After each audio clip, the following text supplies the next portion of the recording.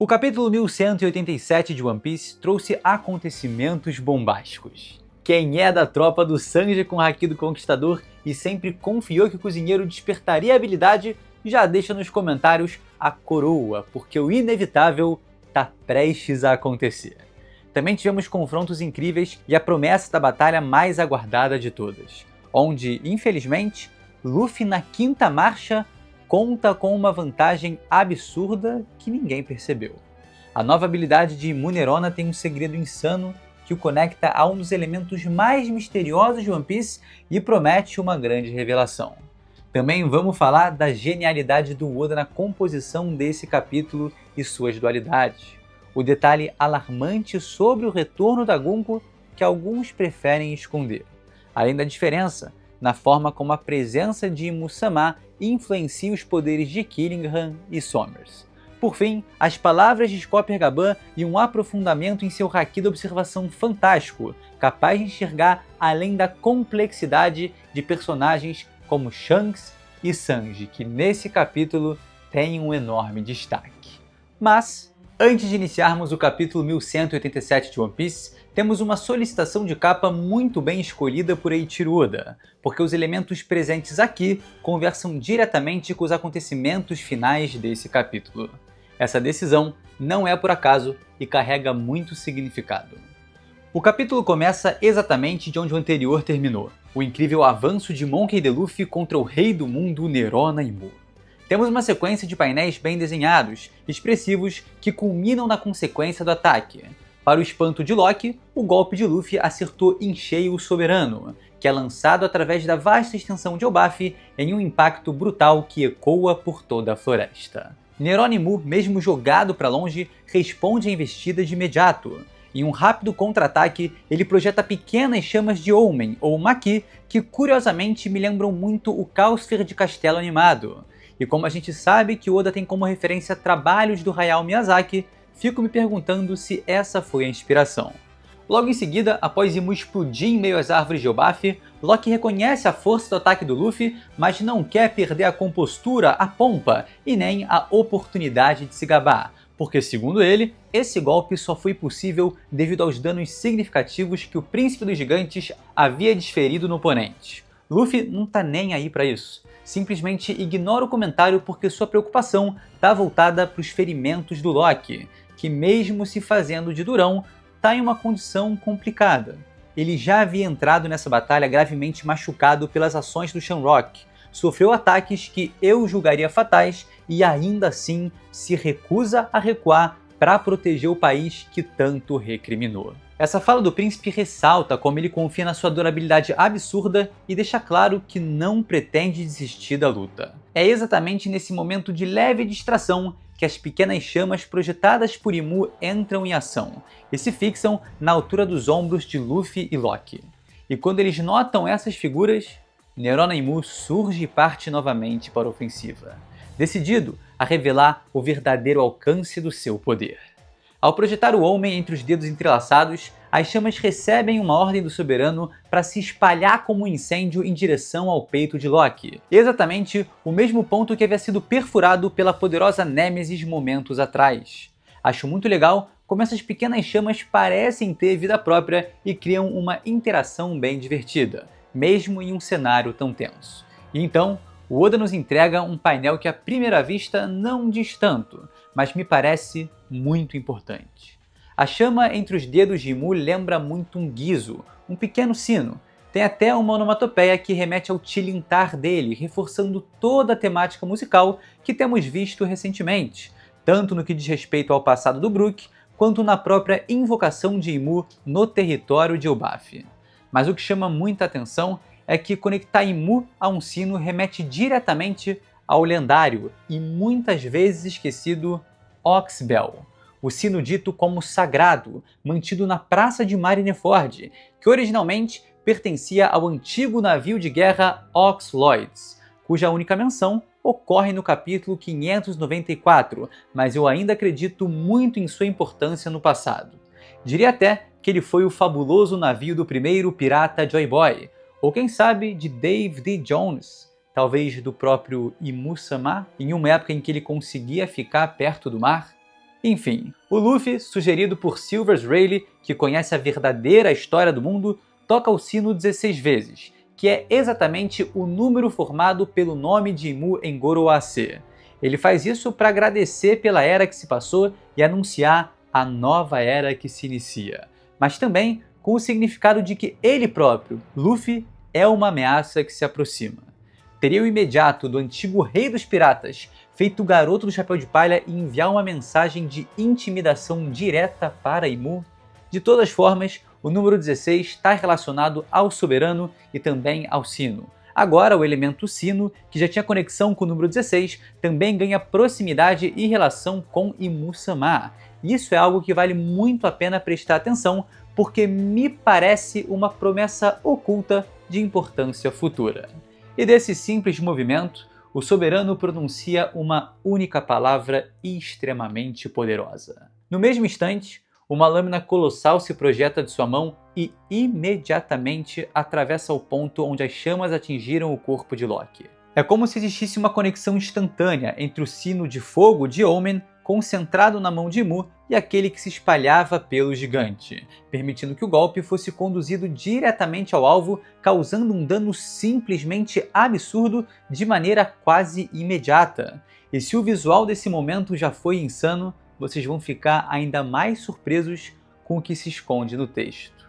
A palavra estigma do grego antigo significa uma marca ou cicatriz feita no corpo de alguém para identificar escravos ou criminosos. Isso casa perfeitamente com a maneira que os dragões celestiais agem, com a maneira que Imu-sama enxerga o Loki como um criminoso e seu desejo de tê-lo, assim como todo o exército de Elbaf, como seu escravo. Uma simples palavra que traduz e amarra muito bem toda essa situação. E desse ataque devastador contra o príncipe, somos levados ao cenário onde estão Jinbe, Usopp, Frank, Nami, Brook e Gunko, que permanece congelada. Logo de início, vemos o que foi sugerido no capítulo anterior. Talvez um raio dê um jeito nisso. Nami usa suas habilidades climáticas na esperança de descongelar o enorme bloco de gelo, mas como era de se esperar, todo o ataque desferido pelo Chapéu de Palha se mostra ineficaz devido à natureza desse elemento. E é nesse momento que surge um questionamento. Será que aquilo é realmente gelo? A gente entende que essa habilidade do Ragnir é muito interessante porque ela consegue justificar perfeitamente porque Rox the Shebeck queria o Harold com essa fruta, porque tendo ela, ele poderia descongelar os gigantes congelados da Galeila. Então dessa forma, fazer o seu plano para conquistar o mundo. Mas será que esse elemento é o que parece ser? O Frank observa a resistência absurda daquele material e compara com um diamante. E a reação da Nami é simplesmente fantástica. Não tem como não amar os Mugiwaras. Ela muda de expressão e fica absolutamente encantada com a possibilidade de um diamante de proporções colossais. Galera, eu ri bastante nessa parte, achei muito engraçado. E é um daqueles momentos de humor clássico em One Piece, né, que acontecem mesmo em meio a uma situação tão intensa. Aí o Brook e o próprio Frank estão se aproximando para verificar o cubo de gelo. E galera, eles descobrem algo incrível. É realmente gelo, parabéns. E essa cena é interrompida quando um impacto violento atinge o local onde os chapéus de palha estão. Simplesmente, o Loki voa com a nuca contra o cubo de gelo indestrutível, da mesma forma que a menina de ouro é arremessada contra o banquinho. O impacto no seu pescoço e nas suas costas contra o gelo já seria o suficiente para derrotar, ou no mínimo, deixar fora de combate milhares de personagens dentro da obra. Se a gente somar isso ao golpe perfurante que ele acabou de receber, é justo dizer que muitos já teriam desistido da luta. É uma sequência de golpes devastadora, ao enfrentar a criatura mais poderosa desse mundo depois de ter passado 6 anos acorrentado. O Loki é simplesmente insano. Mostrou um nível de resistência muito além do que já é considerado incrível e provavelmente ainda vai voltar para o combate. Por mais que agora seja o momento de Monkey D. Luffy combater Nerona Imu. Enquanto o príncipe dos gigantes desliza a ladeira abaixo, o Ragnir despenca do céu, e por muito pouco o gigantesco martelo não esmaga a cabeça de seu dono, que havia saído daquela posição segundos antes. Basta comparar esses dois painéis para perceber que foram literalmente instantes que separaram Loki de sofrer um golpe que talvez o tirasse definitivamente desse combate. De todas as formas, é a consequência do impacto entre o Ragnir e o enorme cubo que rouba a cena. A gente já sabia que só ele seria capaz de se desfazer daquele gelo praticamente indestrutível. É uma característica que me lembra bastante a execução Aurora do Camus de Aquário e também do Yoga de Cisne. Certamente, existe aqui um conceito muito próximo de algo tão extremo quanto o próprio zero absoluto. Enfim, com a colisão entre o martelo e o cubo de gelo, a estrutura finalmente começa a derreter, tornando iminente o retorno da princesa Shuri, ou talvez da Gunko. E esse detalhe é extremamente importante, porque nesse momento da história, a gente não sabe como ela vai retornar. Será que ainda sob o controle de Mu? Será que uma adversária destinada a se tornar uma aliada ou uma aliada que vai acabar se voltando contra os Chapéus de Palha? Ela vai recuperar sua consciência imediatamente ou vai continuar sendo manipulada? Essa incerteza torna o seu retorno muito perigoso, porque a força dela é descomunal e a gente não sabe o que está prestes a sair daquele bloco de gelo. Uma personagem com intenções malignas ou alguém cujas capacidades podem ser decisivas para ajudar os Chapéus de Palha nesse confronto. O próprio Imu-sama tentou destruir o gelo, libertar ela dali ou talvez destruí-la, mas foi ineficaz, o que torna o cenário ainda mais nebuloso e cabuloso. Qual é o seu palpite sobre isso? Ela volta como Gunko ou como a Princesa Shuri? Ainda no campo de batalha, o Luffy, que acompanhou a trajetória do Loki sendo arremessado, percebe não só o perigo que se aproxima por trás, mas também aquilo que está preso ao seu próprio ombro. Em um relance, utilizando seu poderoso Haki da Observação, o Luffy entende exatamente o que está prestes a acontecer. Neronemu utiliza o Omen, o Maki, na forma daquele pequeno sino, fazendo ele tilintar como se o próprio som anunciasse a tragédia. Faltando milésimos de segundo para sofrer um ataque tão devastador quanto aquele que atingiu o Loki, Luffy arranca a própria capa e, graças a esse reflexo absurdo, evita por muito pouco a gigantesca lâmina projetada pelo Rei do Mundo. Neronemu o vê escapar do golpe e avançar em sua direção. Mas em meio a essa investida, existe algo que chama a sua atenção muito mais do que o próprio movimento do garoto do chapéu de palha. Vocês aí conseguem ouvir isso? Junto da presença de Monkey D. Luffy, uma melodia que Imu não ouvia há 800 anos começa a tocar. O prenúncio da sua forma mais livre, do poder mais ridículo do mundo. A expressão de Imu transborda reconhecimento. Diante de seus olhos e ao alcance dos seus ouvidos ressoam os tambores da libertação. Mas, enquanto o combate mais aguardado dos últimos séculos nos aguarda nessa região de Elbaf, somos levados ao porto, onde está atracado o navio que será utilizado para o sequestro das crianças. Para grande azar dos Cavaleiros de Deus, quem está presente no local é simplesmente o futuro melhor espadachim do mundo, Roronoa Zoro, que, como diriam os jovens, está farmando aura, 6-7, posicionado na parte do barco favorita de seu capitão, exalando ego. Ele encara Sommers e questiona o que um dos 3 demônios está fazendo ali. Como resposta, o servo de Musama pergunta o que Zoro pretende e o adverte para não se meter em seus assuntos, ou ele vai acabar se machucando. Afinal de contas, eles estão nesse momento com o todo-poderoso Imu. Nada pode pará-los. A conversa continua, e Sommers praticamente menospreza a situação, afirmando que o Zoro não deveria se preocupar com o que eles estão fazendo, porque são apenas 10 ou 20 crianças gigantes, algo que denota muito bem a sua personalidade horrível. Segundo ele, um de seus companheiros logo trará todas até o navio, e quando isso acontecer, pronto, acabou, tudo resolvido.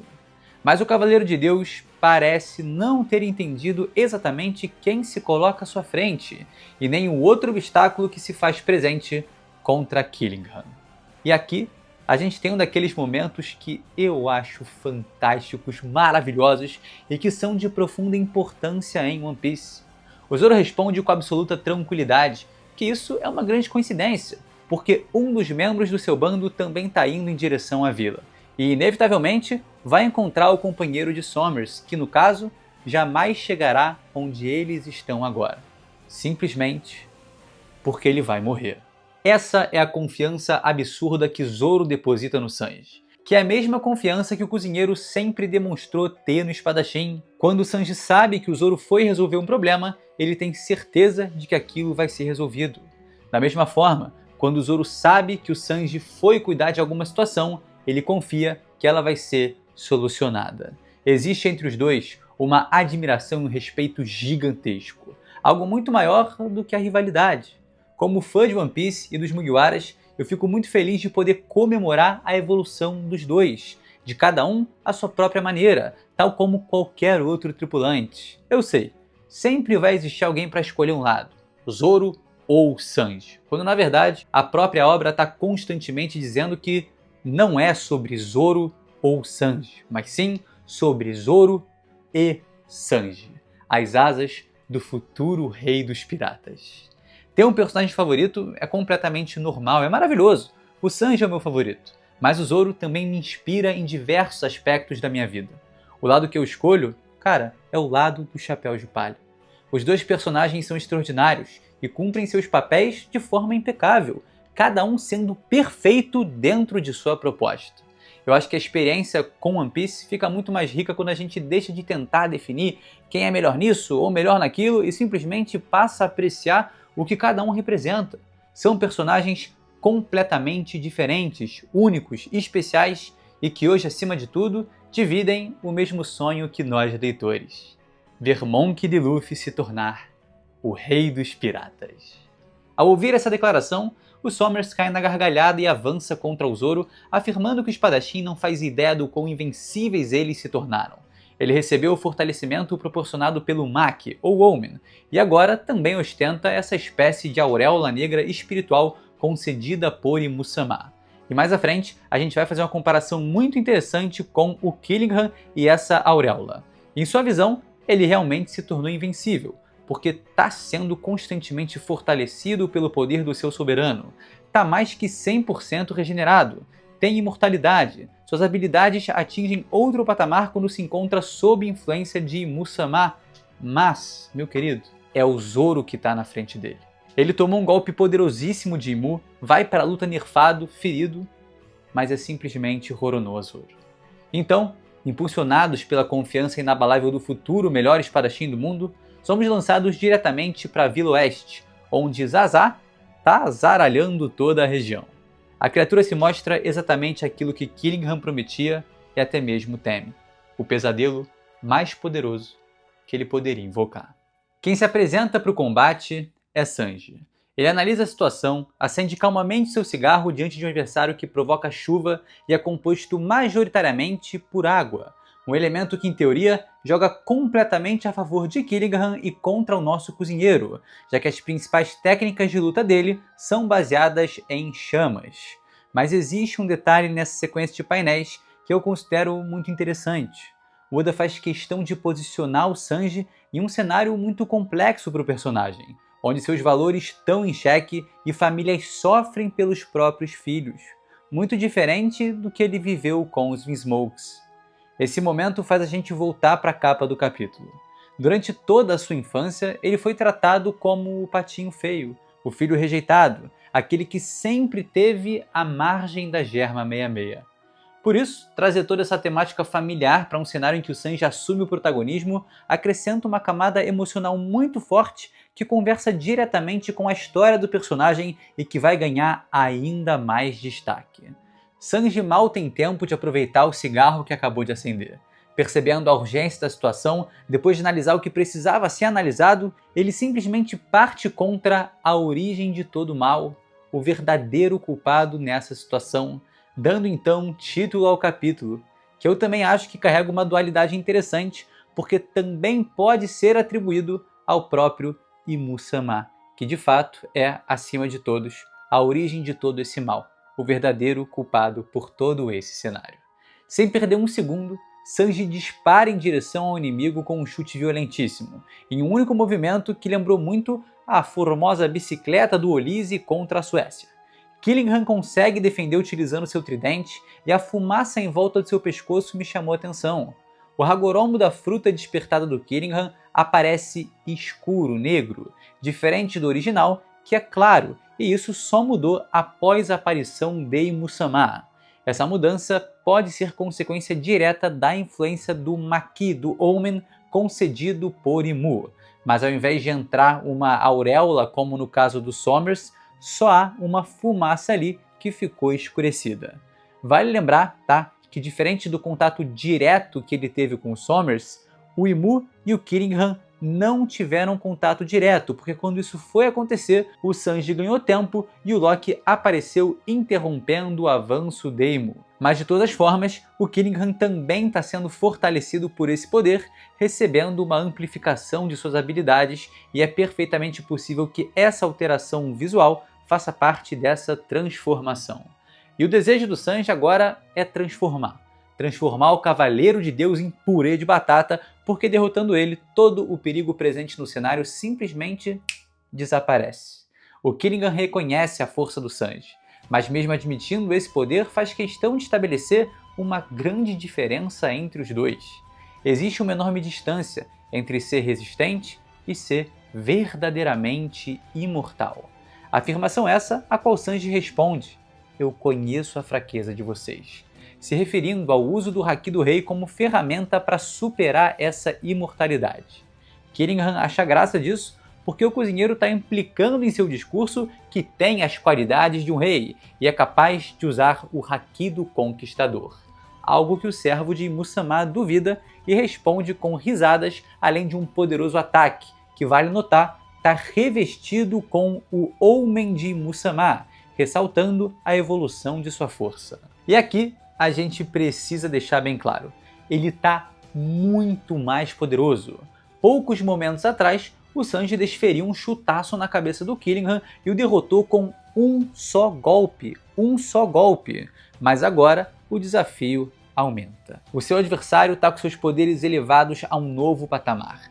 E será que o Killingham vai manifestar os piores pesadelos do Sanji nesse confronto?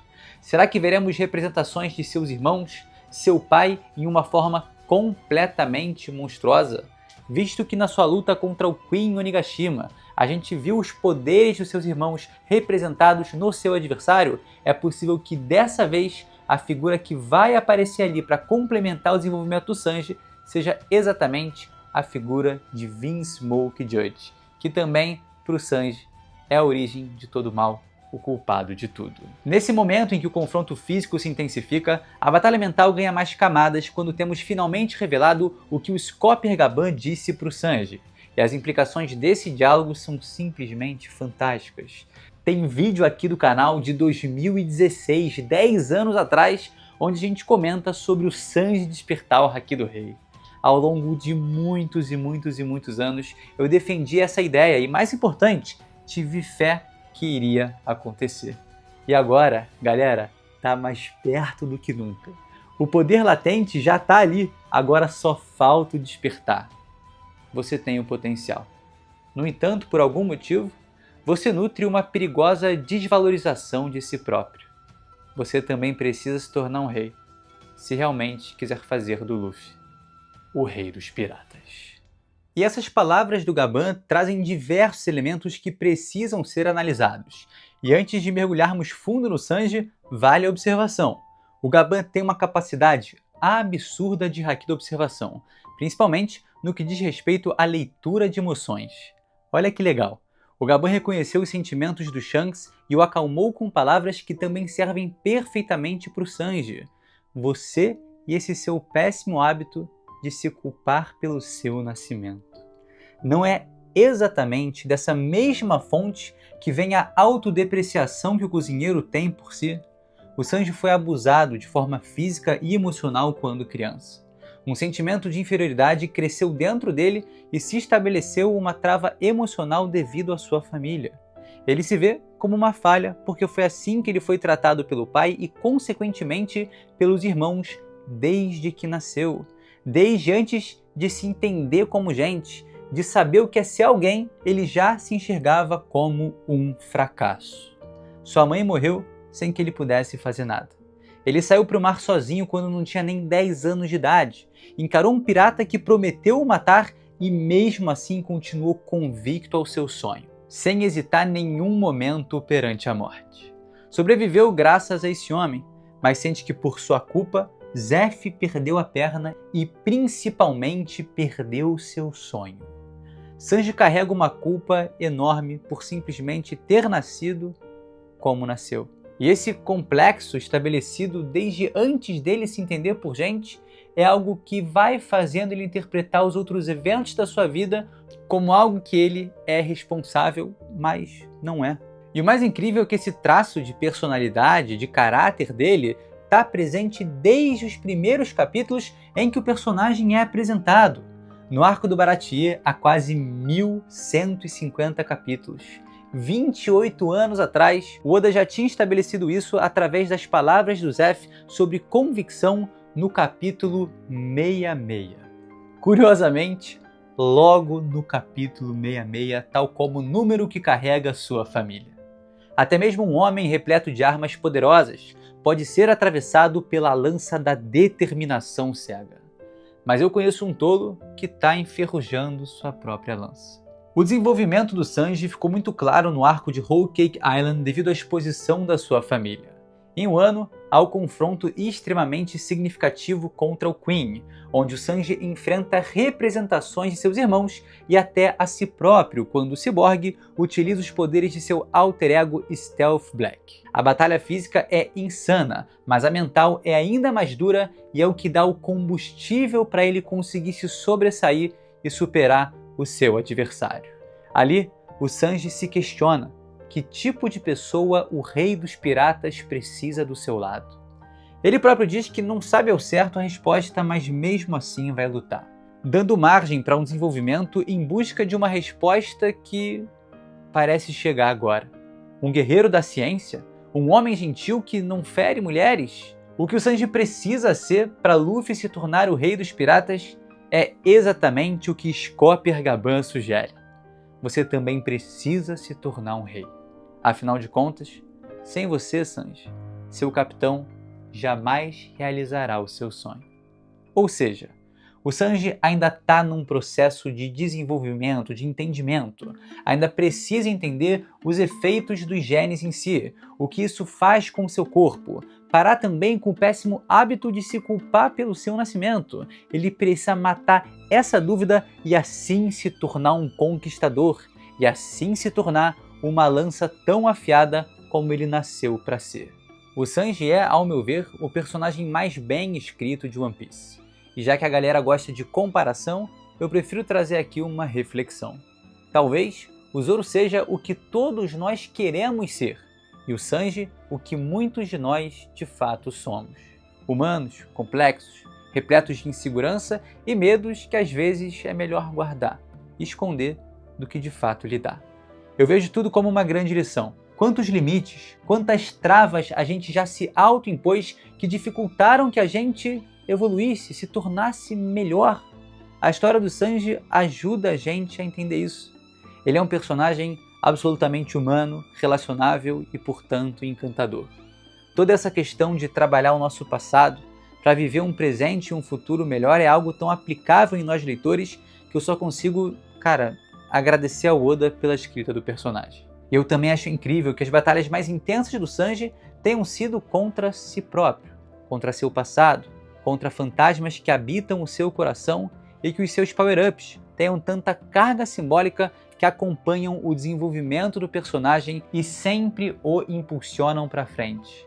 Nesse momento, as suas chamas queimam com paixão e é através dela, das suas emoções, que ele se desenvolve e se torna um personagem melhor. Mas agora, esse elemento abre margem para outro. Não à toa, o Haki do Conquistador está prestes a vir para o personagem. O Eiichiro Oda basicamente lapidou uma joia literária em forma de personagem e vai simplesmente coroar o seu desenvolvimento como um rei. Eu adoro o Sanji, eu adoro o Scopper Gaban, achei toda essa relação criada maravilhosa e ver essa interação entre os dois sendo tão determinante nessa altura de Elbaf é um prazer gigante. Eu realmente acho que enquanto a Toei Animation odeia o personagem, o Oda é apaixonado por escrever o Sanji. Mais uma vez, galera, só quero dizer aqui que o Sanji despertando o Haki do Rei. algo que tanta gente acreditou comigo, apoiou também nos comentários e a gente foi junto nessa crença, é simplesmente inevitável. E depois de toda essa condução através do cozinheiro, somos levados pelas palavras do próprio, aquele que vai se tornar o rei dos piratas. Aqui se fazem frente a frente o guerreiro da libertação e o rei do mundo. Monkey D. Luffy versus Nerona e Mu. Certamente, o combate mais hypado possível para esse arco e a expectativa para os próximos capítulos é gigante como o Baf. É o confronto mais absurdo de dois personagens capazes de quebrar o limite da imaginação. Eu acho que a única grande diferença é que o duelo é inegável, é favorável para o soberano do mundo. Afinal de contas, ele já conhece a fruta de Nika despertada, provavelmente por um usuário que atingiu seu nível máximo e mesmo assim acabou derrotado pelas mãos daquele que agora encara Luffy. O desafio é muito, muito, muito maior do que tudo que ele já enfrentou. Então você finalmente apareceu, Joy Boy. Diz Mu que há 800 anos não encarava a figura. O garoto do chapéu de palha, gigantificado, e que mesmo na quinta marcha não esboça um único sorriso devido à seriedade da situação, contesta que ele não é Joy Boy, tal como fez quando Emeth o chamou por esse nome. E eu acho isso fantástico, porque fala muito sobre identidade e a importância de você ser exatamente quem você é. Talvez algo que case perfeitamente com as palavras de Gaban não apenas para Sanji, mas também para o próprio mentor de Monkey D. Luffy, Figure Land Shanks. Então é isso. Essa pessoa que se faz presente não é Joy Boy. Ele é pura e simplesmente Monkey D. Luffy, o homem que vai se tornar o rei dos piratas. Meus queridos, esse foi o review. Eu espero que você tenha gostado e se por acaso ele contribuiu para sua leitura de alguma forma, eu te peço encarecidamente aquele like e também se inscrever no canal se você ainda não faz parte dessa tripulação. Posso contar com você? Muito obrigado por me acompanhar até aqui e a gente se vê sem sombra de dúvidas num próximo vídeo. É isso, galera. Valeu!